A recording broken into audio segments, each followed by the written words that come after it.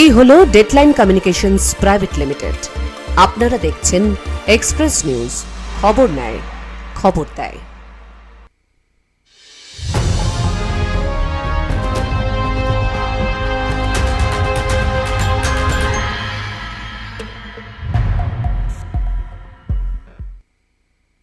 Express Online brought to you by Sri Ramakrishna Shonoka Institute of Medical Science and associated with Topovan Health Private Limited, Life Care Hospital.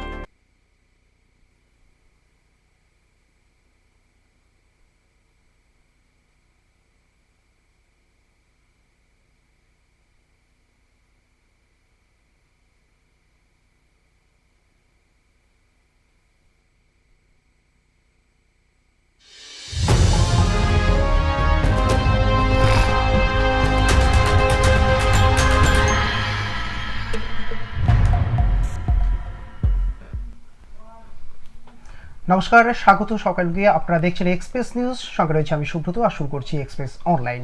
Express অনলাইনে জানেন প্রতিদিন আমরা আলোচনা করি সারাদিনের বাছাই করা বেশ কিছু গুরুত্বপূর্ণ খবর নিয়ে। আর এই বেশ কিছু গুরুত্বপূর্ণ খবরে আমাদের সঙ্গে থাকেন আমাদের প্রতিনিধিরা, এবং সঙ্গে থাকেন ডেস্ক পার্সন, এবং সঙ্গে থাকেন আপনারা। আজও আমরা তেমনই বেশ কিছু গুরুত্বপূর্ণ তথ্য নিয়ে আপনাদের সামনে এসেছি। শুরুতেই আমরা পরিচয় করাবো, তবে তার আগে আমরা একটু আপনাদেরকে আগে প্রথমে প্রাথমিক ধারণাটা দিয়ে দিই। আজ আমরা কি কি বিষয় নিয়ে আলোচনা করছি। আজ মূলত তিনটি বিষয় নিয়ে আলোচনা করব। এক হচ্ছে, আপনারা জানেন যে দুয়ারে সরকার প্রকল্প 2021 বিধানসভা নির্বাচনের আগে এই প্রকল্প চালু হয়েছিল। ঠিক তারপর যেমনটা দেখা গেল 2024 সেখানে একটি কর্মসূচি চালু হলো, এবং তারপর এখন যেমনটা দেখা যাচ্ছে যে আমার পাড়া আমাদের সমাধান এই কর্মসূচিও কিন্তু চালু হয়েছে। এর পাশাপাশি এরকমই এই দুয়ারে সরকারের পাশাপাশি এই পাড়ায় সমাধান কর্মসূচিতে সেখানেও কিন্তু রয়েছে একাধিক সমস্যা। আপনারা জানেন যে বারংবার কিন্তু প্রশাসনের আধিকারিকদের তারা কিন্তু বিক্ষোভের মুখে পড়তে হয়েছে। তেমনই একটি ছবি কিন্তু আমরা তুলে ধরবো। এর পাশাপাশি দক্ষিণ 24 পরগনার ছবি আমরা তুলে ধরবো। একসঙ্গে 14টি পাড়ায় সমাধান যে কর্মসূচি, সেখানে 14টি প্রকল্পের উদ্বোধন, সেখানেও কিন্তু প্রশ্ন চিহ্ন তৈরি হচ্ছে। এবং সবশেষে অবশ্যই সে গুরুত্বপূর্ণ যে বিষয়, যে তথ্য কিন্তু একেবারেই কিন্তু আপনাদেরকে চমকে দেওয়ার মতন, কারণ আপনারা জানেন যে একেবারেই বঙ্গে কিন্তু এই মুহূর্তে ভোট আসন্ন। আর সেই আবহে যেমনটা দেখা যাচ্ছে, বঙ্গে এখন ভোট যে বালাই, ধর্মাস্ত্রে ভোটের লড়াই, এই সকল বিষয় নিয়ে কিন্তু আমাদের আলোচনায় আজকে থাকবে। তবে আমরা প্রথমেই যে খবরের দিকে কিন্তু আমরা চোখ রাখবো, একেবারেই সেই পাড়ায় সমাধান যে প্রকল্প রয়েছে সেই বিষয়ে কিন্তু আমরা চোখ রাখবো। প্রথমেই একটা গুরুত্বপূর্ণ তথ্যের দিকে আমরা চোখ রাখবো, কেননা এই তথ্য কিন্তু আপনাদেরকেও নাড়িয়ে দিতে পারে।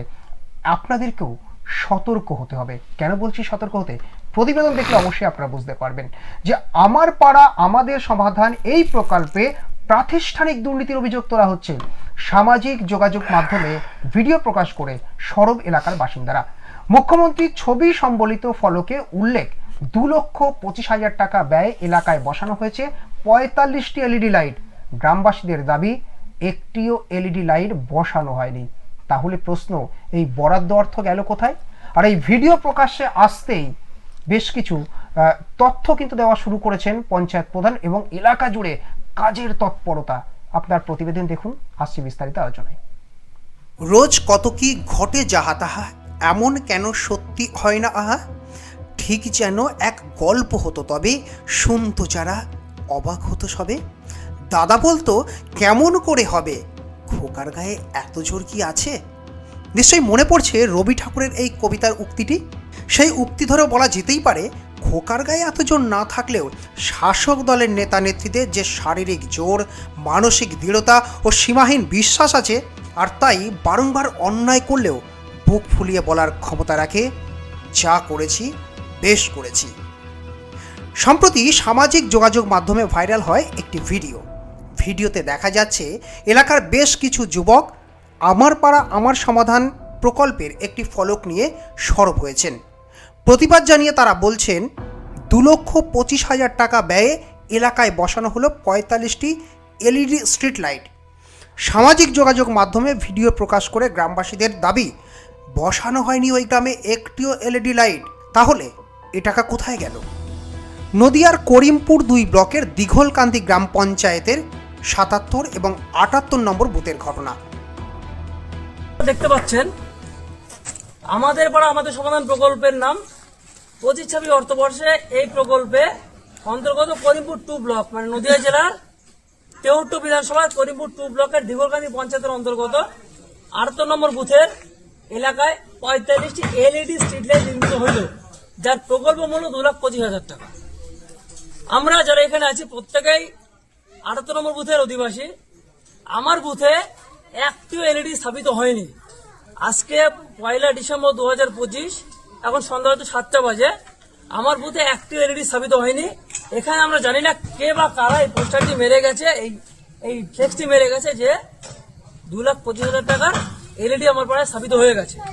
শুধু আমার পাড়ায় না, আমাদের দিঘলকান্দি গ্রামের আরেকটি বুথ 77 নম্বর বুথে, সেখানে আমার একটা মেরে গেছে যেখানে 2 লাখ টাকা খরচ হয়ে গেছে, একটি এলইডি স্থাপিত হয়নি।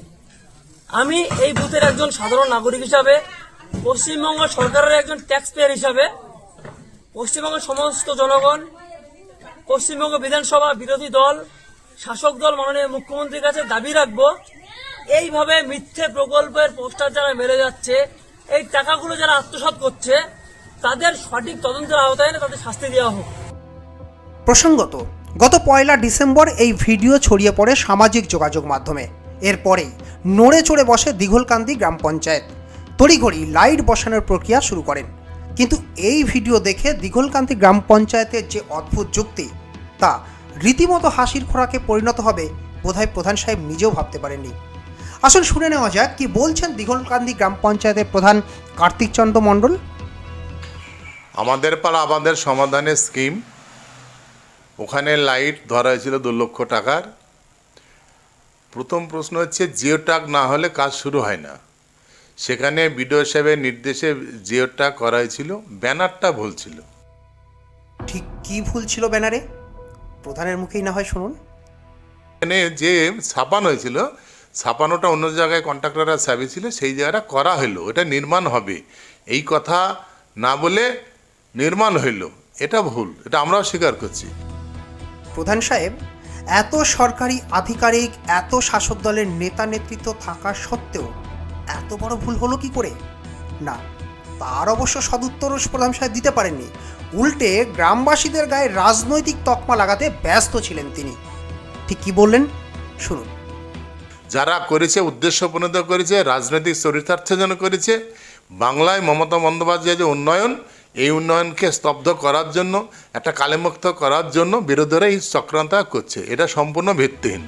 সামাজিক যোগাযোগ মাধ্যমে এই ছবি ভাইরাল হওয়ার পর নড়ে চড়ে বসে দিঘলকান্দি গ্রাম পঞ্চায়েত, তড়িঘড়ি লাইট বসানোর প্রক্রিয়া শুরু করে। কিন্তু প্রশ্ন উঠছে, এই ভিডিও প্রকাশ্যে আসতেই কি এত তৎপরতা, নাকি এর পেছনে ছিল অন্য কোনো পরিকল্পনা? তা এখনও স্পষ্ট নয়, হয়তোবা তা আগামী দিনের ছবিতে আরও স্পষ্ট হবে। Bureau report, Express news, Nadia. আমরা প্রতিবেদন দেখলাম, এই প্রতিবেদনে একাধিক বিষয় রয়েছে, একাধিক প্রশ্ন চিহ্ন তুলে রয়েছে, যে প্রশ্ন চিহ্নগুলো নিয়ে কিন্তু আজ আপনাদের সঙ্গে আলোচনা করব। আর আমার সঙ্গে রয়েছে আজ আমার সহকর্মী ডেস্ক পার্সন রয়েছেন বিপ্লব চ্যাটার্জি। বিপ্লব দা, স্বাগত এক্সপ্রেস অনলাইনে। যে বিষয়টা তুমি প্রতিবেদনটা দেখলে এবং এই প্রতিবেদনটা দেখার আগেও তুমি নিজেও আজকে ডেস্ক এই বিষয়টাকে নিয়ে একটু চর্চা করছিলে। বিপ্লব দা, একটা বিষয় বলো, যে এত বড় ভুল, এটাকে প্রাতিষ্ঠানিক ভুল ছাড়া তুমি কি বলবে? কারণ প্রধান সাহেব সাফাই দিচ্ছেন যে এখানে দাঁড়িয়ে ওই শব্দটি, অর্থাৎ নির্মিত হইল এবং নির্মিত হবে, এই শব্দের মধ্যে হবে এবং হইল, এই জায়গাটা কিন্তু প্রশ্নটা তৈরি হচ্ছে। না, প্রধান সাহেব খুব দারুণ কথা বলেছে। আসলে বাংলার মানুষ তো মূর্খ, এমনি স্কুলগুলোর যা অবস্থা, মাস্টারগুলোর যা অবস্থা, তাতে তাই হবে। উনি বললো করা হলো আর নির্মাণ হলোর মধ্যে পার্থক্য আছে। আমি বুঝলাম না উনি কি মানে কি বোঝাতে চাইছে। করা হলো ওখানে লেখা উচিত ছিল, আর নির্মাণ করা হলো, অর্থাৎ এই ফলক করা হলো, মানে বাতি লাগানোর। আসলে রাতারাতি একটা সময় এটা মানতে হবে। দেখুন, মমতা ব্যানার্জিকে আমি কিন্তু, মানে মমতা ব্যানার্জির কোনো দোষ এখানে নেই। প্রকল্প তিনি যথেষ্ট প্রকল্প চালু করেছেন, মমতা ব্যানার্জি হাত খুলে দিয়েছেন, রাজস্বের টাকা তিনি তার কর্মীদের দিয়েছেন, যে এই টাকাগুলো তোমরা এইভাবে এই প্রকল্পের নাম করে এবার ভোটের আগে কিছু গুছিয়ে নাও, কারণ পয়সার দরকার পড়বে। এবার তুই বলবে যে বিপ্লব দা এটা আপনি কি বলছেন। না হলে তুমি ভাবো যে এলইডি লাইটগুলো লাগানো হয়েছে, আমি তোমাকে স্পেসিফিক্যালি বলে দিচ্ছি যে লাইটগুলো লাগানো হয়েছে এলইডি লাইটগুলো, সেই লাইটগুলোর দাম কত। সেই লাইটগুলোর দাম আমি যতদূর বাজারে জানি 2400 টাকা দাম এলইডি লাইট। কিন্তু এখানে 45টা লাইট লাগাবার জন্য কত বরাদ্দ হয়েছে? 2,25,000 একেবারে। তুমি যদি 2,25,000-কে তুমি একটু ভালো করে 45 দিয়ে ভাগ করো, কি দাঁড়ায় দেখো। অদ্ভুত ব্যাপার হচ্ছে যে তোমার কাছে ভাগ করলে সেই এস্টিমেটটা কি দাঁড়াচ্ছে? 2400 টাকা। একেবারে 2400 টাকা করে যদি আমরা ক্যালকুলেশন করি তাহলে 45টি লাইটের দাম দাঁড়াচ্ছে এখানে 1,08,000 টাকা। তাহলে বাকি টাকা কোথায় গেল? তার মানে একটা লাইট 5,000 টাকা। হ্যাঁ, কি বলছেন আপনারা? আমাদেরকে কি মনে করে পশ্চিমবাংলার মানুষ হিসাব করে? আমি সৌজন্যের খাতিরে ধরে নিলাম, আমি 3,000 টাকা করে আমি রাউন্ড ফিগারে ধরলাম। 45টা লাইটে কত হবে তুমি ভাবো? আরে 1.5 লাখ টাকাও হয় না, 1.5 লাখ টাকাও হয় না। সেক্ষেত্রে 1,35,000 টাকা কিন্তু ক্যালকুলেশনে আসছে। হ্যাঁ, তাহলে বাকি টাকা কোথায় গেল? বাকি টাকা প্রশ্ন তুললেই কিন্তু বিপ্লব এখানে এটা তো তোমার হচ্ছে চুরির একটা অংশ, এটা তো একটা অংশ। এখানে অনেকের কাটমানি আছে, প্রধানের কাটমানি আছে, ব্লক সভাপতির কাটমানি আছে, ভিডিওর কাটমানি আছে। আমি দায়িত্ব নিয়ে বলছি, কারণ এখন হচ্ছে লুটের রাজত্ব চলছে।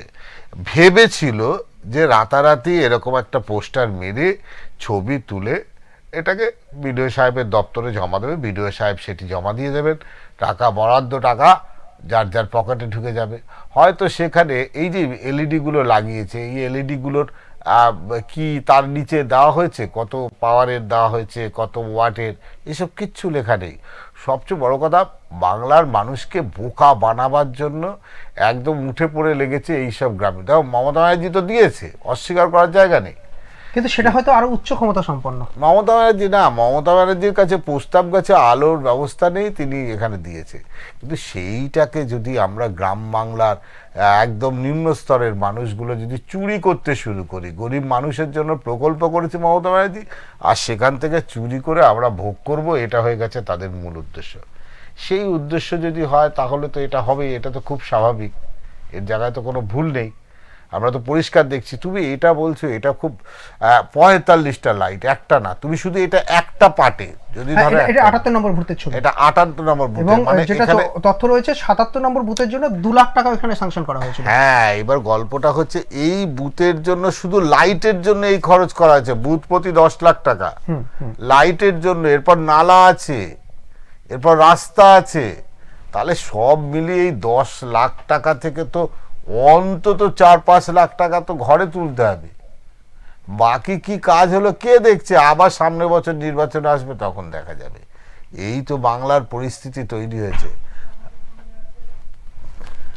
একেবারে আমরা কথা বলবো। আমাদের সঙ্গে রয়েছে টেলিফোন লাইনে আমাদের বিশেষ আমাদের সাংবাদিক রয়েছে, আমাদের নদিয়া থেকে রয়েছে, নদিয়া করিমপুর থেকে আমাদের সঙ্গে রয়েছে সাংবাদিক অর্ধেন্দু মালাকার। অর্ধেন্দু, আপনাকে স্বাগত এক্সপ্রেস অনলাইনে। যে বিষয়টা জানতে চাইবো, এই ছবি যে উঠে আসছে, আপনার কাছে একটু জানতে চাইবো পুরো ঘটনাটা কি ঘটেছিল।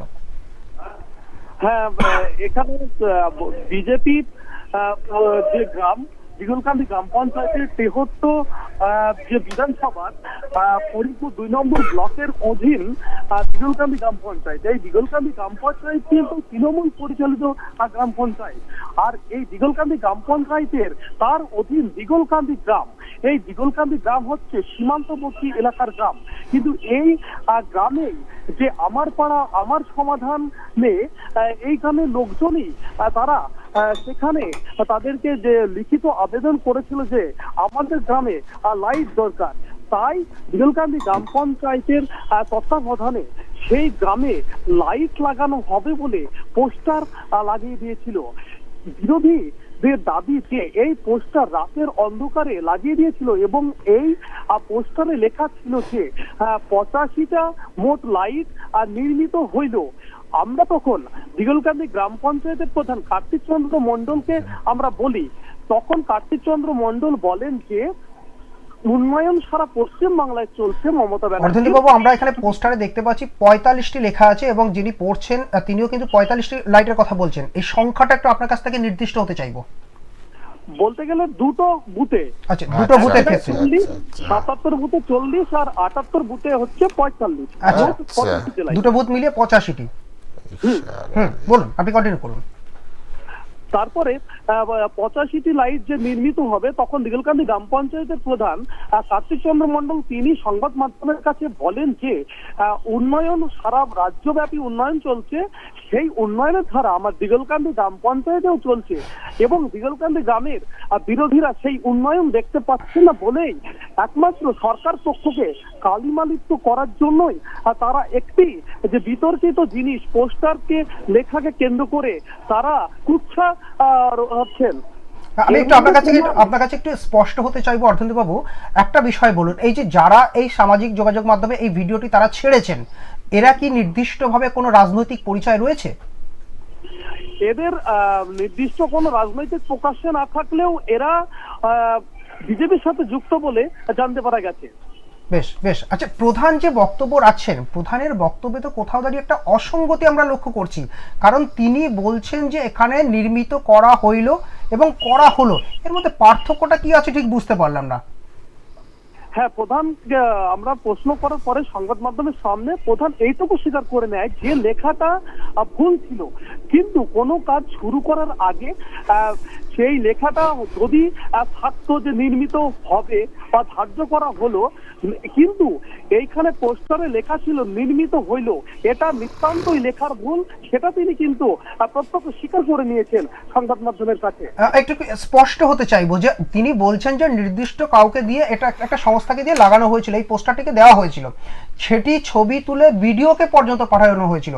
কিন্তু আমার প্রশ্ন হচ্ছে এখানে অর্ধেন্দু বাবু, যে তিনি পঞ্চায়েতের প্রধান, তার দপ্তরের এত মানুষ রয়েছেন, ব্লকে এত মানুষ রয়েছেন, ভিডিও সেখানে তার ব্লকে একাধিক মানুষ রয়েছেন, জয়েন্ট ভিডিও কারো নজরে এলো না, এত বড় একটা ভুল হয়ে গেল, সেখানে পোস্টার পড়ে গেল, ভিডিও প্রকাশ্যে আসতেই তারা কাজ করতে শুরু করেন, কাজের জন্য তৎপরতা হয়ে বললেন, এটাই কি মূলত কারণ, নাকি এর পেছনে অন্য কোনো রহস্য রয়েছে? এখানে প্রধান কিন্তু কার্যত স্বীকার করে নিয়েছেন যে ভুল ত্রুটি যে সংস্থার কাছে লেখার দায়িত্ব দেওয়া ছিল তারা এই ভুল ত্রুটিটা করেছে, কিন্তু এই ভুল ত্রুটি তারা খতিয়ে দেখেননি, তাদের চোখের সামনে তখন পড়েনি। যখন মানুষের সামনে যখন এই পোস্টার লাগানো হয়েছে, জনগণ যখন দেখে যখন প্রশ্ন করছেন এবং ঊর্ধ্ব কর্তৃপক্ষকে জানাচ্ছেন বা মোবাইলে তারা নিজের ফেসবুকে লাইভ করছেন, তখনই এই জিনিসটা আসে প্রধানের গোচরে এবং যখন সংবাদ মাধ্যম যখন খবর পরিবেশন করে তখনই এই খবর দেখে মানে উচ্চপদস্থ আধিকারিক থেকে শুরু করে পার্টির উচ্চপদস্থ কর্মীরা শুরু করে তখন এই জিনিসটা দেখতে পান। কিন্তু প্রধান একটা জিনিস তিনি স্বীকার করে নিয়েছেন যে লেখাটি ভুল এবং সত্যিই এর মধ্যে লেখাটি ভুল কোথাও হয়েছে। আচ্ছা, পোস্টারটি কবে পড়েছে আর লাইট কবে লাগানো হয়েছে? এই পোস্টারটি অলরেডি ডিসেম্বরের 2-3 তারিখে পড়েছে এবং খবর সম্প্রচার করার পরেই যখন সোশ্যাল মিডিয়া থেকে শুরু করে যখন একাধিক খবর সংস্থা যখন তাদের খবর দেখাতে শুরু করেন, তার একদিন পর থেকেই দিগলকান্দি গ্রাম পঞ্চায়েতের প্রশাসন তারা নড়ে চড়ে বসেন এবং তারপরে তড়িঘড়ি সেই যে জায়গায় লাইট লাগানো ছিল না সেই দুটি বুথে 77 এবং 78 ওই দুটি বুথে অলরেডি লাইট লাগানো শুরু করে দিয়েছে। অসংখ্য ধন্যবাদ তোমাকে।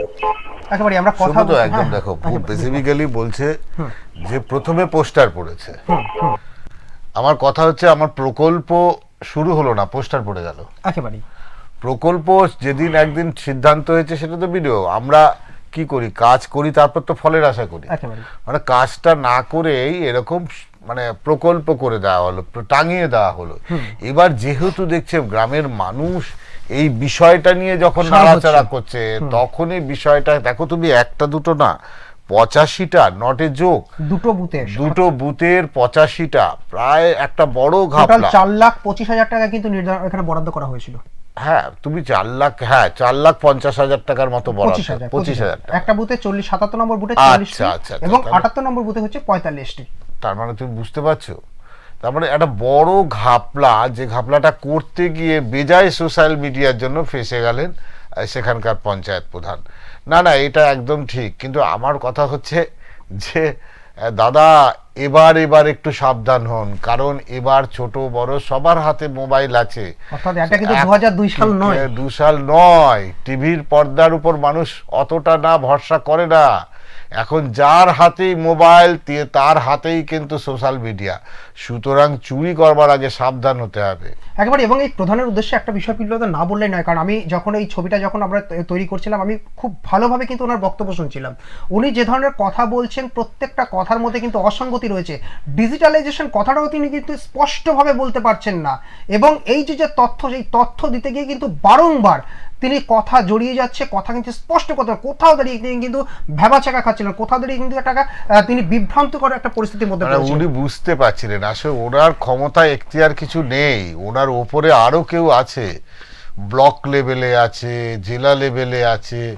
আর এই 10 লাখ টাকা বুথ ভিত্তিক কয়েকশো কোটি টাকা, তার মধ্যে যদি কিছু যদি এখানে 4.5 লাখ টাকা অসংখ্য মানে এবার আপনাদের একটা কথা বলি, এটা তো দেখলেন বোর্ড লাগিয়ে কারচুপি, হ্যাঁ কারচুপি হতে হতে বেঁচে গেল সোশ্যাল মিডিয়ার জন্য আর আমাদের জন্য অবশ্যই। এবার আপনাদের বোধহয় দক্ষিণ 24 পরগনার একটা ছবি একেবারে, অর্থাৎ এখানে যেমন আপনাদেরকে দেখালাম যে এই পঞ্চায়েতে যে ছবিটা উঠে এলো, আমরা একটু দক্ষিণ 24 পরগনার দিকে যাব। দক্ষিণ 24 পরগনার ঠিক কি হয়েছিল না, দেখা গেল যে এলাকার 14টি প্রকল্পের বাস্তব রূপ পেতে চলেছে মুখ্যমন্ত্রীর আমার পাড়া আমার সমাধানের হাত ধরে। কয়েকদিন আগে আমরা খবরটা দেখি, এলাকার মানুষজন। প্রতিবেদনটা দেখি, তারপরে আসি। দলমত নির্বিশেষে প্রত্যেকটি মানুষের কথা ভেবে মুখ্যমন্ত্রী আমার পাড়া আমার সমাধান প্রকল্প, যেখানে এলাকার রাস্তা, নালা, পানীয় জল, বিদ্যুৎ সহ নানা সমস্যার কথা মানুষ বলবে আর তার মূল্যায়ন করে সমাধান হবে। বিরোধীরা এই নিয়ে নানা কথা বললেও তার বাস্তব রূপ দিলেন রায়দিঘি বিধানসভার ভূমিপুত্র বিধায়ক ডাক্তার অলোক জলদাতা। দিঘির পাড় বকুলতলা অঞ্চলের 14টি বুথের আমাদের পাড়া আমাদের সমাধান প্রকল্পের একাধিক গ্রামের উন্নয়নের কাজের শুভ উদ্বোধন করেন তিনি। এলাকার 14টি প্রকল্পের বাস্তব সূচনা হওয়ায় খুশি এলাকার মানুষ। এই দিঘিপাড়া অঞ্চলে আমাদের পাড়া আমাদের সমাধান প্রকল্প যে সমস্ত কাজগুলো সাধারণ মানুষদের দ্বারা প্রস্তাবিত হয়েছিল, সেই প্রস্তাবিত কাজগুলো ওয়ার্ক অর্ডার হয়ে গেছে। সেইগুলো তো কাজ আজকে শুরু হচ্ছে বিভিন্ন বুথে, এবং আজকের আমাদের এই দিঘিপাড় বকুলতলা অঞ্চলে এই রায়মণি খাকি এখানে প্রায় কয়েক হাজার মানুষের উপস্থিতিতে, এবং সবথেকে বড় কথা আমাদের মায়েরা প্রায় মিনিমাম 1,500 থেকে 2,000 শুধু মায়েরা ছিলেন, তাদের উপস্থিতিতে এই কাজগুলো আজকের শুভারম্ভ করা হয়েছে।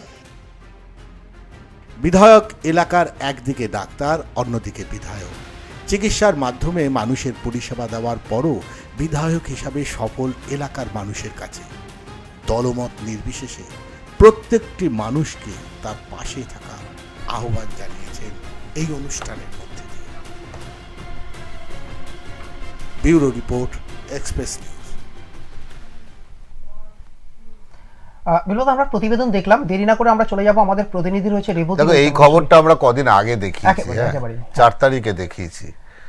আজকে এই প্রেক্ষাপটে আমি একটু প্রতিনিধি আমরা কথা বলবো, কারণ দেখো এই প্রেক্ষাপটেই শুরু হয়েছিল এই অনুষ্ঠান আর কি। তুমি যদি বলো যে কেন আজকে 4 তারিখের খবর একবার, কারণ হচ্ছে সেই সময় আমরা যখন এই খবর সম্প্রচার করেছিলাম এখানেও 14টি প্রকল্পের শিলান্যাস হলো, বোঝাতে পারলাম? আমি কিন্তু শিলান্যাস বলছি, আমি ভয় পাচ্ছি অদূর ভবিষ্যতে শুধু শিলান্যাসই যেন না হয়। যেমনভাবে এখানে পোস্টার লাগিয়ে ফলক লাগিয়ে রাতারাতি ঝেপে দিতে চাইছিল 85টা লাইট, সামাজিক যোগাযোগ কল্যাণের মাধ্যমে সামাজিক মাধ্যমে সেটি প্রকাশে চলে আসে, এটা একটা বিড়ম্বনার জায়গা। তেমনি দক্ষিণ 24 পরগনার এই 14টি প্রকল্প, একদিকে এই যে এই প্রকল্পের সাথে যিনি যুক্ত মানে বিধায়ক, তিনি একদিকে ডাক্তার, এলাকার মানুষের কাছে খুব কাছের মানুষ, পাশাপাশি তিনি এটাও বলতে হবে যে নেতা হিসাবে তিনি এই এলাকায় খুব সফল। আমরা একটু জেলা প্রতিনিধির সঙ্গে যদি কথা বলতে পারি। আচ্ছা, অসংখ্য বার চেষ্টা করছি, আমরা অবশ্য চেষ্টা করছি, যদি কোনোভাবে যোগাযোগ করতে পারি আপনাকে জানাবো। তোমাকে একেবারেই বলে দেয়, কারণ এই যিনি বিধায়ক রয়েছেন তিনি যথেষ্ট সফল এবং এই প্রকল্পের মধ্য দিয়ে কিন্তু আশঙ্কার জায়গা কিন্তু একটা, অর্থাৎ বিধায়ক বা মুখ্যমন্ত্রী যেভাবে বলছেন, মুখ্যমন্ত্রী তো এই বিধায়ক বা জনপ্রতিনিধিদের মাধ্যমেই তো এই কাজগুলো করে থাকেন, কিন্তু একটা স্তর থেকে অর্থাৎ প্রত্যেকটা ধাপে ধাপে আসতে গিয়ে সমস্যাটা যে জায়গাটা তৈরি হচ্ছে, যে এখানে আপনারা দেখলেন নদিয়ার খবরটা আমরা দেখলাম, সেখানে 4.5 লাখ টাকা দুটো বুথের জন্য, অর্থাৎ এই যে আসতে গিয়ে যে টাকাটাকে একটা সাইড করে দেওয়ার একটা প্রচেষ্টা, যা হয়তো সাধারণ মানুষের জন্য বা সামাজিক যোগাযোগ মাধ্যমের জন্য আজ প্রকাশ্যে চলে এসেছে। বিপ্লব, যে বিষয়টা তুমি বলছিলে, দেখো এখানে একটা প্রকল্পের উদ্বোধন অনুষ্ঠান, তুমি যদি ভালো করে দেখো এই প্রকল্পের শিলান্যাস পর্ব, শিলান্যাস পর্বের খরচের বাহারটা তুমি একবার দেখো। আর সবচেয়ে বড় কথা, একটা অনুষ্ঠানের শিলান্যাস হবে তাতে এত মানুষ কেন? 14টি প্রকল্পের শিলান্যাস কি ওই মাঠটার মধ্যেই হবে, ওই মঞ্চ থেকে হবে? অদ্ভুত লাগছে না কিরকম একটা ব্যাপার? একটা মঞ্চ থেকে অতগুলো মানুষকে, সবচেয়ে বড় কথা ওখানে তো মহিলাদের জোর করে জড়ো করা হয়েছে। তার কারণ হচ্ছে মহিলাদের ভয়টা অন্য জায়গায়, মহিলাদের ভয় হচ্ছে এই লক্ষ্মীর ভান্ডার না এলে কি লক্ষ্মীর ভান্ডার আটকে যাওয়ার একদম এরকম একটা আশঙ্কা থাকে। তবে যেটা হচ্ছে সেটা হচ্ছে যে ওখানকার যে 14টা প্রকল্প, সেই 14টা প্রকল্প যদি এই বিধানসভার আগে না হয় তাহলে কিন্তু একটা প্রশ্নচিহ্ন থেকে যাবে। আজকের এই আয়োজন, আজকের এই যেইভাবে সোশ্যাল মিডিয়ায় ভাইরাল হয়েছে, সেইভাবে যদি কোনোভাবে যদি একবার এইটাকে নিয়ে একটা বড় মানে ধাক্কা লাগে, সেক্ষেত্রে কিন্তু আরেকটি মানে আমার মনে হয় যে আরেকটা আশঙ্কা করছি যে 14টা প্রকল্পের এক জায়গায় কি করে উদ্বোধন হয়, 14টা প্রকল্পের শিলান্যাস একই জায়গায় কি করে হয়, এটা কিন্তু আজকে প্রশ্ন উঠছে। আর সেই প্রশ্ন নিয়েই আমরা কিন্তু কথা বলতে চাইবো আমাদের প্রতিনিধি। কারণ হচ্ছে এই কারণেই কথা বলতে চাইবো যে আজকে যেটা হয়েছে নদিয়ায়, ধরো নদিয়ার ক্ষেত্রেও ঠিক তাই, সেটা হচ্ছে ডিসেম্বরের একদম প্রথম দিকে, সেইখান থেকে 1 ডিসেম্বরের এই ঘটনা হওয়ার পর রাতারাতি সেটা সোশ্যাল মিডিয়া ভাইরাল হয়ে যায়। এই নয় যে জেলার কোনো এক সাংবাদিক ব্লগকে দেখাবে, দাদা আপনাদের এটা সামলে নিন, সেটা কিন্তু সুযোগ হয়নি, বা অনেক সময় অনেক খবর সম্প্রচার হয় না, সেটার কিন্তু এখন সোশ্যাল মিডিয়া মানে মানুষ মোবাইল খুলে একদম সরাসরি দেখিয়ে দিতে পারে। সুতরাং এই জায়গার ক্ষেত্রেও কিন্তু তাই হয়েছিল, তাই হয়েছে একই।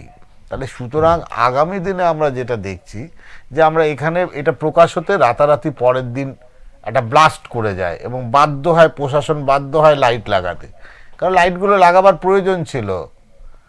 সেটা তো আমার পাড়া আমার সমাধান থেকেই উঠে এসেছিল যে এই এলাকায় এই জায়গায় লাইট, যেহেতু বর্ডার এলাকা, অন্ধকার থাকাটা খুব রিস্কি, সেই জায়গায় লাইটের প্রয়োজন ছিল।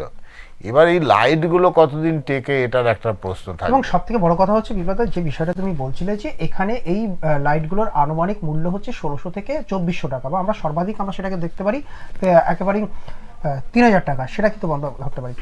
সম্ভবত টেলিফোন লাইনে আমাদের প্রতিনিধি রেবতী রয়েছে, একটু রেবতীর সঙ্গে আমরা কথা বলবো। রেবতী, একটা বিষয় বলো, যে প্রশ্নটা বিপ্লব আজকে তুলছিলেন, তুমি নদিয়ার প্রতিবেদনও দেখেছো, এই তোমার প্রতিবেদনটা তুমি নিজে খবর করেছো, তুমি দেখেছো যে গত 4 তারিখে এই প্রতিবেদন আমরা দেখেছি, কিন্তু আজ আবারও কিন্তু এই বিষয়টাকে নিয়ে আমরা পর্যালোচনা করছি। কারণ একটা মাঠের মধ্যে একটি মঞ্চে এত অতিথি, এত নেতৃত্ব, বিধায়ক রয়েছেন, এবং এখান থেকে 14টি প্রকল্পের উদ্বোধন হচ্ছে, এটা কি করে সম্ভব?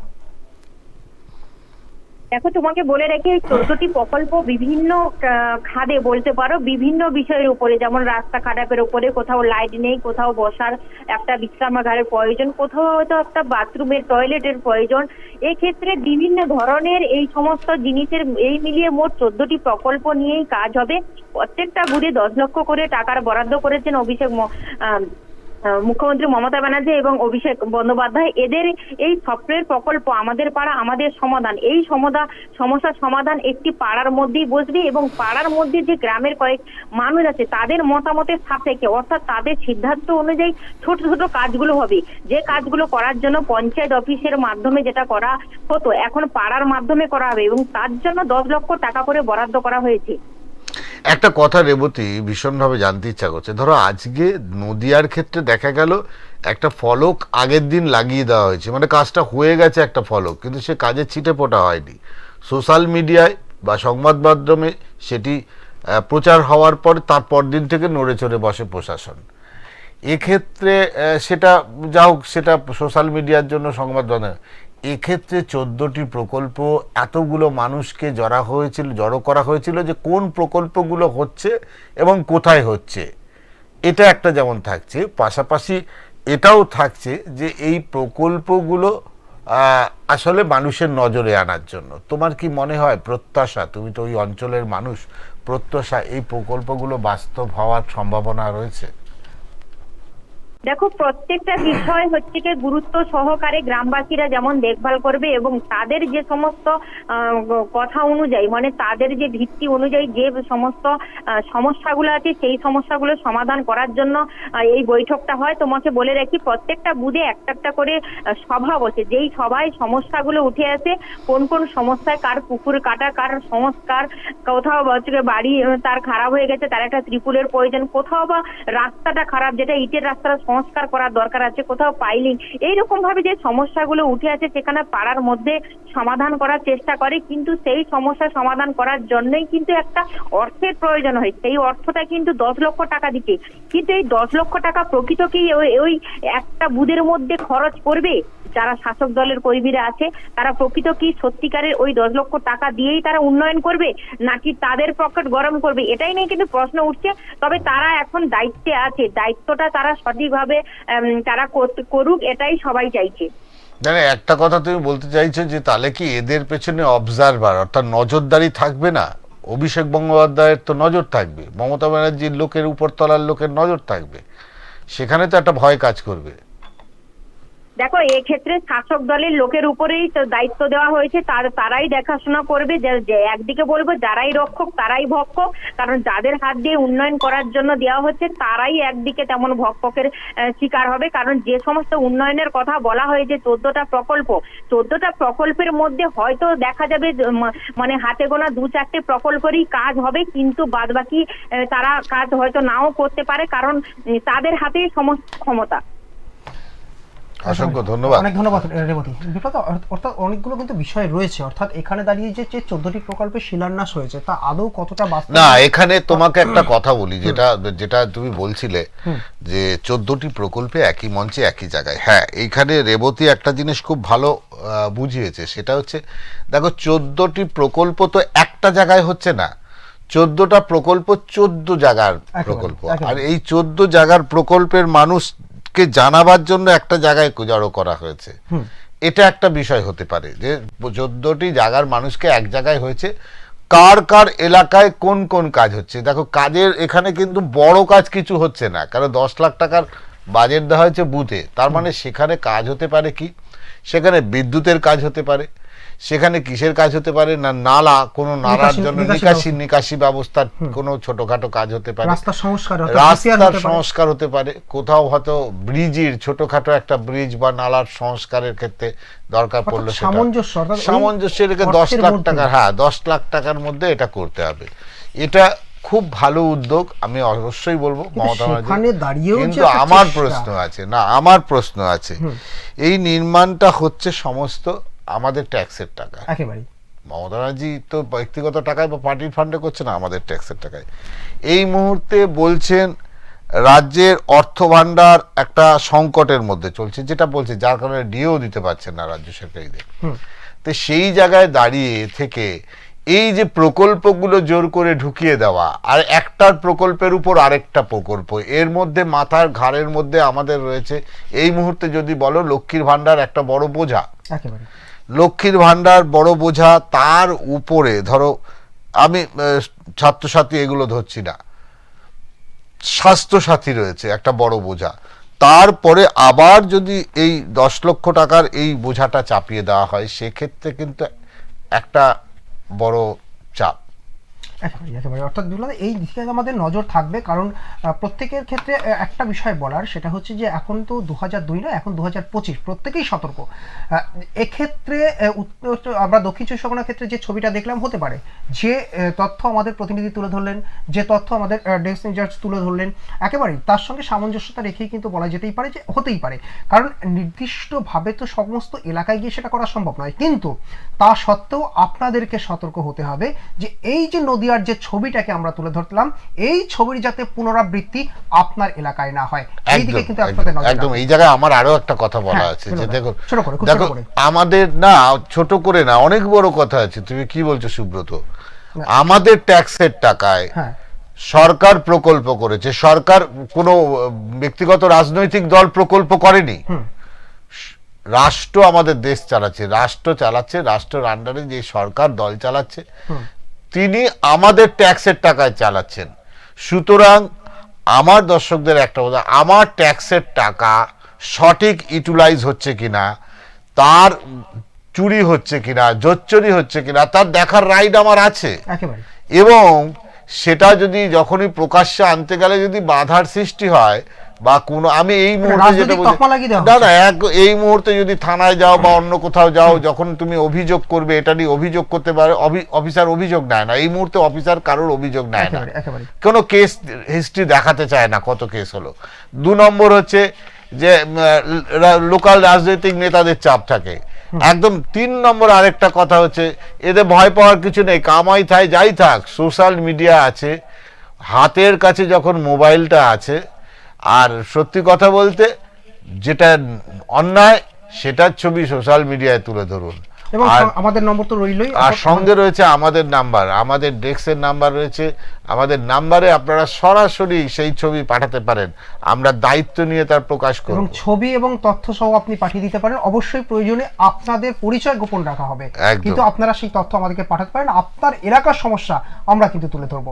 তবে আমাদের এবার যেতে হবে অন্য প্রতিবেদনে, যা কিন্তু এই মুহূর্তে অত্যন্ত গুরুত্বপূর্ণ রাজ্য রাজনীতিতে একটি চর্চিত বিষয়। কেন বলছি চর্চিত বিষয়? কারণ আপনারা জানেন আসন্ন বিধানসভা নির্বাচন, আর নির্বাচনের প্রাককালে রাজ্যে সহ গোটা দেশ জুড়ে চলছে 12টি রাজ্যে এসআইআর। এসআইআর নিয়ে কিন্তু শুরু থেকে বিরোধিতা করেছিল রাজ্যের শাসক দল তৃণমূল কংগ্রেস। প্রত্যেকটা মুহূর্তে ক্ষণে ক্ষণে তারা কিন্তু সমস্যার পরিবর্তন তারা কিন্তু করেছে, বিভিন্ন রকমভাবে সমস্যা কিন্তু তারা তুলে ধরার চেষ্টা করেছিল। এইবার যে ছবিটা উঠে আসছে, যে ছবিটা কিন্তু শুধু শাসক দল বলে নয়, আমরা উভয় ক্ষেত্রে দেখছি সর্বধর্ম সমন্বয়, যে ছবিটা কিন্তু এবার এই বঙ্গে উঠে আসছে। বঙ্গে এখন ভোট যে বালাই, ধর্মাস্ত্রে ভোটের লড়াই। 26-এর আগে ধর্মাস্ত্রে শান। রবিবার যেমনটা দেখা গেল যে এখানে বাবরি মসজিদের শিলান্যাস হুমায়ুনের মুর্শিদাবাদের বেলডাঙ্গায়, তৃণমূলের সংহতি দিবস পালন একই দিনে। অপরদিকে দেখা গেল সৌর্য যাত্রা শুভেন্দুর, ঠাকুরনগরে শ্রমিক, পথে বাম কংগ্রেস, এবং রবিবার যে ছবিটা উঠে এলো ব্রিগেডে 5 লক্ষ কণ্ঠে গীতা পাঠ। পাশাপাশি যেমনটা দেখা যাচ্ছে মুর্শিদাবাদে বাবরি মসজিদের শিলান্যাস করলেন সাসপেন্ডেড তৃণমূল নেতা তথা ভরতপুরের বিধায়ক হুমায়ুন কবির। শিলান্যাস ঘিরে সকাল থেকে ছিল জোর কদমের প্রস্তুতি, সভাস্থলে মোতায়েন প্রচুর পুলিশ, র্যাব, ছিল কেন্দ্রীয় বাহিনী। রেজিনগরের সভাস্থলে প্রচুর মানুষের ভিড়, উপচে পড়ল অনুদান। এর পাশাপাশি আমরা রবিবার যে ছবিটা দেখলাম, ব্রিগেডে 5 লক্ষ কণ্ঠে গীতা পাঠ। সনাতন সাংস্কৃতিক সংসদের উদ্যোগে 5টি আলাদা আলাদা মঞ্চে গীতা পাঠের কর্মসূচি। জমায়েত বহু সাধু সন্ত ও সাধারণ মানুষ ছিলেন, রাজনৈতিক ব্যক্তিত্ব থেকে রাজ্যপাল সিভি আনন্দ বোস পর্যন্ত সেখানে ছিলেন। মুখ্যমন্ত্রী মমতা বন্দ্যোপাধ্যায়কে আমন্ত্রণ জানানো হলেও তাকে কিন্তু সেই মঞ্চে দেখা যায়নি। সব মিলিয়ে যে ছবি বাংলার, এই ছবি কিন্তু একেবারেই নির্বাচনের আগে একেবারে প্রশ্ন কিন্তু তুলছেই, যে একেবারে যে তথ্যটা আপনাদেরকে শুরুতেই আমরা বলছিলাম, যে যখন আসন্ন নির্বাচন সেই মুহূর্তে দাঁড়িয়ে যেভাবে ধর্ম নিয়ে একটা রাজনীতির লড়াই চলছে, কথা বলাই বাহুল্য। বঙ্গে এখন ভোট যে বালাই, ধর্মাস্ত্রে ভোটের লড়াই। সরাসরি চলে যাবো বিপ্লবদার কাছে। বিপ্লবদা, দেখো, প্রথম কথা হচ্ছে যে মন্দির যেমন হচ্ছে মসজিদ হতেই পারে। বাংলায় কি মসজিদ নেই? বাংলায় মসজিদ আছে, একাধিক মসজিদ আছে, কিন্তু আমরা না মানে মন্দির মসজিদ গুলিয়ে ফেলি। আমাদের মধ্যে এই বিভেদটা তৈরি করে কারা? দেখো, এর আগেও হয়েছে রায়েট লাগিয়ে দেওয়ার চক্রান্তে, যখন রাজনৈতিক দল ছিল না, সমাজের কিছু লোক হিন্দু মুসলিম দাঙ্গা লাগাবার জন্য মন্দিরের সামনে গরু কেটে দিয়ে গেছে, আর মসজিদের কাছে শুয়োর কেটে ফেলেছে। এই নিয়ে দাঙ্গা হিন্দু মুসলিম আগে হয়েছে, কিন্তু এবার যেটা হচ্ছে সেটা যে হিন্দু মুসলিমদের মধ্যে ধর্ম সুরসুরি দিয়ে যতটা পারা যায় ভোট পরিবর্তন হলো, কিন্তু সেটা নতুন ভাবে ভোট বাক্সে। দেখো বিগত সরকার যারা ছিলেন তারা কিন্তু ভোটের সঙ্গে এর কোনো ইসে দেখেনি। মজার বিষয় হচ্ছে আমাদের মনে হয় একেবারে মালদা থেকে আমাদের প্রতিনিধি শানু ইসলাম রয়েছে, একটু শানুর কাছে যাব, একটু শানুর মালদার পাবলিক রিয়াকশনটা একটু জানার চেষ্টা করব। কারণ তুমি জানো যে মুর্শিদাবাদের বেলডাঙ্গাতে যেখানে বাবরি মসজিদের শিলান্যাস, সেই শিলান্যাসকে ঘিরে কিন্তু একেবারেই জনজোয়ার, পাশাপাশি কিছু উপচে পড়লো অনুদান সেখানে গোনার জন্য মেশিন পর্যন্ত আনতে হলো। মালদাবাসী সেখানকার মানুষের কি প্রতিক্রিয়া উঠে আসছে শানু? একদমই সুব্রত দা, তোমাকে জানিয়ে রাখবো যে এই মুহূর্তে বাবরি মসজিদ, আর এই বাবরি মসজিদকে নির্মাণকে ঘিরে কিন্তু রাজ্য রাজনীতি তোলপাড়। আর দেখো তোমাকে জানিয়ে রাখবো যে দীর্ঘ অবস্থান আছে, এই অবস্থান ঘটিয়ে কিন্তু অযোধ্যায় রাম মন্দির তৈরি হয়ে গেছে, আর রাম মন্দিরের উদ্বোধন করেছেন প্রধানমন্ত্রী নরেন্দ্র মোদী। আর তার সেই আবহে কিন্তু এবার পশ্চিমবঙ্গের মুর্শিদাবাদ জেলার বেলডাঙ্গাতে বাবরি মসজিদের ঘোষণা করেছিলেন ভরতপুরের সাসপেন্ডের যে তৃণমূলের যে বিধায়ক হুমায়ুন কবির। আর তিনি ঘোষণা করেছিলেন যে 6ই ডিসেম্বর সেই মসজিদের শিলান্যাস করবেন। আর দেখো এই নিয়ে তিনি বিভিন্ন বিতর্কিত মন্তব্য করেছেন, বিভিন্ন বিতর্কে জড়িয়েছেন। আর তারপরে দেখো দল থেকে তাকে বহিষ্কার করা হয়, তাকে সাসপেন্ড করা হয়। দেখো মুখ্যমন্ত্রী মমতা বন্দ্যোপাধ্যায় জেলা সফরে মধ্যে তাকে কিন্তু সাসপেন্ড করা হয়। আর এই সাসপেন্ডের জন্য যে বিধায়ক রয়েছেন অর্থাৎ মন্ত্রী ফিরহাদ হাকিম, তিনি সংবাদ মাধ্যমের মুখোমুখি হয়ে সাংবাদিক সম্মেলন করে জানিয়েছিলেন যে হুমায়ুন কবিরকে সাসপেন্ড করা হলো দল থেকে। এখানে তোমার কাছে একটু জানতে চাইবো, তাহলে কি মুখ্যমন্ত্রীকে আমন্ত্রণ জানিয়ে সাসপেন্ড করায় হুমায়ুন কবির কি আরো বেশি আক্রমণাত্মক হয়ে উঠলেন? একদমই হুমায়ুন কবির যেটা জানাচ্ছে সংবাদ মাধ্যমকে, যে আমাকে আমন্ত্রণ দেওয়া হয়েছিল মুখ্যমন্ত্রীর সভায়, আর মুখ্যমন্ত্রীর সভার ঠিক আগে আমাকে দল থেকে সাসপেন্ড করা হলো। আর এই নিয়ে কিন্তু তিনি থেমে থাকেননি, আরো বিতর্কিত মন্তব্য করেছেন শাসক দল তৃণমূলকে, মুখ্যমন্ত্রীকে একাধিক আক্রমণ করেছেন। আর তিনি বলেছেন যে এই বাবরি মসজিদ শিলান্যাস কখনোই থেমে থাকবে না, যতই কিছু হয়ে যাক। দেখো অবশেষে হাইকোর্টের রায় বের হয়, সেই রায়ে কিন্তু রাজ্য সরকারকে বলা হয় যে আপনারা আইন শৃঙ্খলা রক্ষা করুন আর মসজিদ হবে। আর দেখো 6ই ডিসেম্বর অবশেষে মুর্শিদাবাদ জেলার বেলডাঙ্গায় বাবরি মসজিদের শিলান্যাস হয়। আর বিভিন্ন দেশ থেকে মৌলানা বিভিন্ন আলেমরা এসেছিলেন সেই মসজিদ শিলান্যাসের অনুষ্ঠানে, এবং বিভিন্ন জেলা থেকে কাতারে কাতারে মানুষ সেখানে গিয়েছিল। আমরা যে ছবি দেখেছি যে মানুষের ঢোল সেখানে পড়েছিল, এবং নিরাপত্তার জন্য কিন্তু কেন্দ্রীয় বাহিনী নামানো হয়েছিল, এবং কেন্দ্রীয় বাহিনী বেলডাঙ্গা সহ বিভিন্ন এলাকায় লুটপাট করছিল, এবং অবশেষে সেই মসজিদের শিলান্যাস হয়েছে। তবে সব থেকে বড় প্রশ্ন এখন দাঁড়িয়েছে, অনেকে মুসলিম সম্প্রদায়ের মানুষ, একাংশ মানুষ যেটা বলছে যে এই মসজিদ হোক মন্দির হোক, কিন্তু মন্দির আর মসজিদের নামে কিন্তু রাজনীতি করা চলবে না। সামনে 26শে বিধানসভা নির্বাচন, আর এই নির্বাচনের আগে এই বাবরি মসজিদকে নিয়ে কিন্তু এখন জোর বিতর্ক চলছে বঙ্গ রাজনীতিতে। অনেকে বলছে, মালদার মানুষ কি বলছে? দেখো মালদা জেলাবাসী যেটা বলছে যে মসজিদ হচ্ছে ঠিক আছে, কিন্তু বাবরি কেন নাম দেওয়া হলো? বাবরি ছাড়াও তো আমাদের অন্যান্য নাম দেওয়া যেত, সেই নামগুলো তো দেওয়া হতো। তবে অনেকেই মালদা আবার মানুষ বলছে না মসজিদ হবে, কোনো সমস্যা নেই, আর এই আমরা মসজিদকে সমর্থন করছি। দেখো তোমাকে জানিয়ে রাখবো যে এই ভরতপুরের বিধায়ক হুমায়ুন কবির, একে বারবার দেখা গেছে বিতর্কিত মন্তব্য করতে। তিনি বলেছিলেন যে দল থেকে সাসপেন্ড করার পর যে আমি বিধায়ক পদ ত্যাগ করবো, কিন্তু আজকে আবার সংবাদ মাধ্যমের মুখোমুখি যেটা জানাচ্ছেন যে মানুষ আমাকে বিধায়ক করেছেন, আমি এখন পদত্যাগ করছি না বিধায়ক পদ থেকে। মানুষ আমাকে বলছে যে আপনি বিধায়ক থাকুন, তাই তিনি বিধায়ক পদ থেকে পদত্যাগ করছেন না, এমনটাই কিন্তু জানাচ্ছেন। আর দেখো এই নিয়ে একাধিক তৃণমূল নেতৃত্ব এখন বর্তমানে তাকে আক্রমণ করছে, তাকে কিন্তু কটাক্ষ করছে। আর যা নিয়ে কিন্তু এখন বঙ্গ রাজনীতি তোলপাড় হয়েছে এই মুর্শিদাবাদ জেলার ভরতপুরের বিধায়ক হুমায়ুন কবিরকে নিয়ে।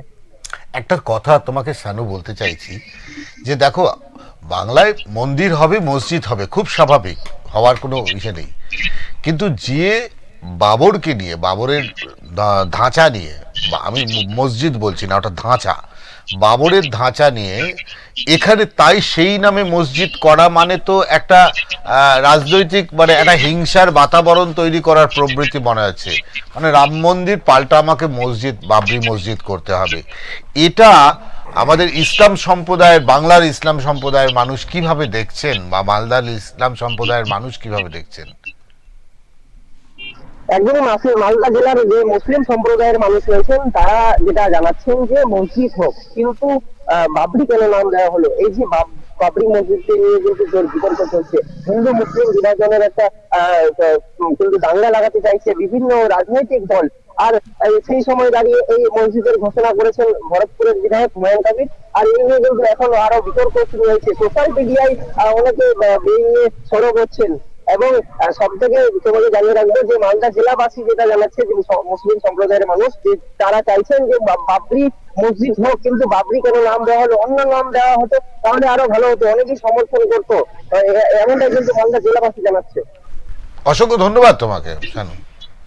একেবারে বিপ্লবা, বেশ কিছু তথ্য কিন্তু শানুর দেওয়া প্রতিবেদনে দেখো, প্রথমে কতগুলো জিনিস আমাদের জানতে হবে। আমাদের বাবরি মসজিদের এই নিয়ে একদিন আলোচনা হয়েছে, দীর্ঘায়িত আলোচনা হয়েছে।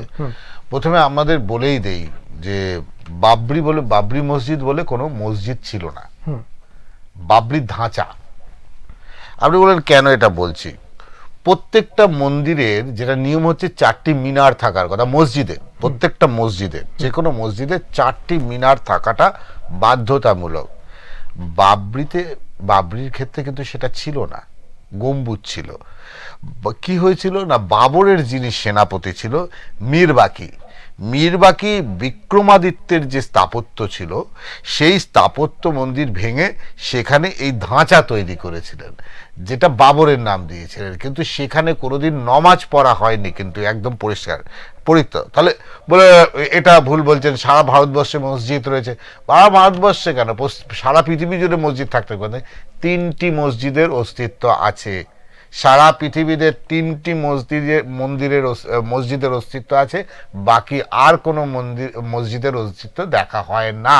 আপনাদের জানিয়ে দিই, সেগুলোকে মসজিদ বলে মুসলিম যে ইসে আছে সেখানে মানা হয় না। বলবে কোনটা? আল কাসা মসজিদ রয়েছে জেরুজালেমে, আর একটা রয়েছে মক্কা কাবা মসজিদ। আপনারা জানেন মক্কায় কাবা মসজিদ অত্যন্ত মানে পবিত্র জায়গা, হজ করতে যাওয়া হয়। আরেকটা হচ্ছে মদিনা মসজিদ, মোহাম্মদ সাহেব যেখানে শায়িত রয়েছেন। এই 3টি মসজিদকেই মুসলিম সম্প্রদায়ের মানুষের কাছে অত্যন্ত পবিত্র এবং মূল স্থান, যেখানে মসজিদ বলা হচ্ছে। এবার বাকি রইল তাহলে এই যে নামাজের প্রক্রিয়া। দেখুন, নামাজের কথা আমি একদম পরিষ্কার বলি, যে কোনো জায়গায় পরিষ্কার পরিচ্ছন্ন জায়গায় পরিচ্ছন্ন হয়ে নামাজ পড়া যেতেই পারে, তার জন্য নির্দিষ্ট কোনো কিছু লাগে না। ঠিক যেমনটা হিন্দু ধর্মের কোনো ঠাকুর দেবতাকে ডাকতে হলে তাকে যে মন্দিরেই যেতে হবে এমন কোনো কথা নেই। যে কোনো স্থানে যেখানে বসে শুদ্ধ মনে পরিষ্কার জায়গায় আমি আমার উপরালা বা আমার যে ভগবান, যে ঈশ্বর দেবতা আছে, তাকে আমি প্রার্থনা করতেই পারি। ঠিক একইভাবে নামাজ আদায় করা যায়। নামাজের ক্ষেত্রেও ঠিক তাই। নামাজের ক্ষেত্রে লাগবে পরিষ্কার পরিচ্ছন্ন একটি জায়গা, যে জায়গাটা পরিষ্কার হবে এবং সেখানে যেন একটি বস্ত্র, যেটা আমরা বস্ত্রটা পানি থাকে, যেন নোংরা যাতে না লাগে। আমরা পরিষ্কার জায়গায় আমরা আল্লাহর দোয়া বা আল্লাহর কাছে আমাদের কথা বলতে পারি। কিন্তু মজার বিষয় হচ্ছে এই বিষয়টাকে মসজিদে ঢুকিয়ে নিয়ে যাওয়া, মন্দিরে মানুষকে নিয়ে যাওয়া, মানে এই যে অদ্ভুত একটা পরিস্থিতি, রাজনৈতিক বাতাবরণ, ধান্দার বাতাবরণ। আজকে আপনি বলুন না, কেন আমার দেশে মন্দির আর মসজিদের জন্য কোটি কোটি টাকা ব্যয় হবে? কেন আমার দেশে একটা হাসপাতাল তৈরি হবে না, একটা কারখানা তৈরি হবে না? বিপ্লব, এখানে দাঁড়িয়ে যদি হুমায়ুন কবির এখানে দাঁড়িয়ে যদি একটা হাসপাতালের শিলান্যাস করতেন, প্রত্যেকে কিন্তু সমর্থন। হুমায়ুন কবির মসজিদ করতেই পারে, হুমায়ুন কবির মসজিদ করার থাকতেই পারে, কিন্তু সেখানে বাবরের নামটা দেওয়ার মধ্যে তার কোথাও একটা উদ্দেশ্য রয়েছে একেবারেই।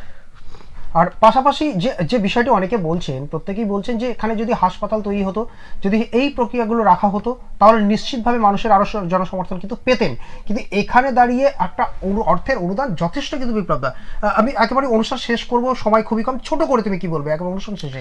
একদম একটা কথাই বলবো, যে রাজনৈতিক নেতারা তাদের স্বার্থে হিন্দু মুসলমানের বিভেদ লাগিয়ে তারা তাদের শক্তি অর্জন করতে চাইছেন, আর এই মসজিদের আড়ালে একটা বিপুল অর্থের যোগান তৈরি করছেন, সেটা হচ্ছে রাজনৈতিক আগামী 2026-এর লড়াইয়ের জন্য। এবং এই নির্বাচনে ভোট কি তাহলে বড় ভোট, এই ধর্মই কি তাহলে বড় অস্ত্র হতে চলেছে? এই প্রশ্ন কিন্তুই থাকবে, চলবে রাজনৈতিক কিন্তু চর্চা। তবে আমাদের অনুষ্ঠান আজকে এখানেই শেষ করতে হচ্ছে। অন্যান্য সমস্ত খবরের জন্য চোখ রাখুন এক্সপ্রেস নিউজের পর্দায়। নমস্কার।